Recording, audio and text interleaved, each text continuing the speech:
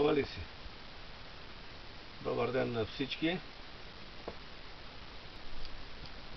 Искам да ви занимая само с няколко минути с нещо наистина интересно, което ми се случи в едно село.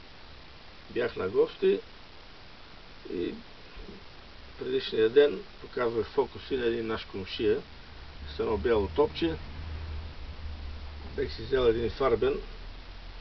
Този фарбен е с старинна стойност. Подарък ми от дояна на илюзионното изкуство Факира Мити. Като топчето слагаме бяло топче, като натиснеме, наистина излиза бяло топче. Обаче ако направим една магия, какво ще направим? Какво ще се получи? Топчето става зелено. А сега да видим какво става. Топчето става червено. А сега да видим за какво става просто. Топчето става жълто. А сега топчето е синьо. А къде отиде бялото топче? Ето го бялото топче. Топчето винаги се е било бяло. Това е един фарбен с старинна стойност. Така го. На другия ден бях на улицата и комшията излиза с един пакет с бутилки, напълнил и тръгнал да изхвърля към коша за буклук. Може да си представите, все едно това е един кош за буклук и докъде е пълен коша, това може да се случи във всяко село. Там са метални кошове от едно време и комшията искаше да изхвърли тия кошове и така се случи, че аз бях там. Както виждате, тия бутилки не могат да се поберат в тази клетка и комшията ми казва: стана ли си фокус, нека да направи някакъв фокус, за да могат да се поберат тия бутилки в коша. Аз уникален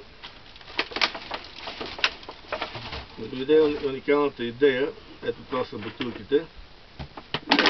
Взимаме бутилката и я свиваме. Свиваме бутилката, слагаме тапата и я слагаме вътре. Ето. И имаме втора бутилка. Както виждате, бутилките са доста. Сега ще се опитаме да ги приберем. Няма нищо сложно. Малко репетиция на ръцете. Слагаме и другата бутилка. Ето пак празна бутилка. Няма нищо сложно. Завъртаме.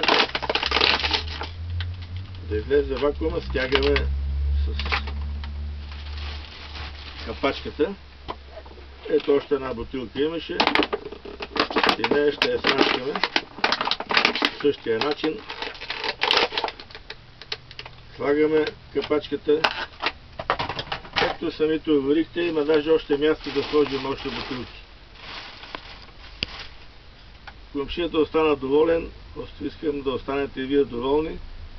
По този начин може да се събирате пластмасовите бутилки, за да не вземат много място. Това важи и за малки бутилки, и за големи бутилки. С това мисля, че ще бъде полезен, както за мене си, така и за комшията, така и за вас. Приятен ден!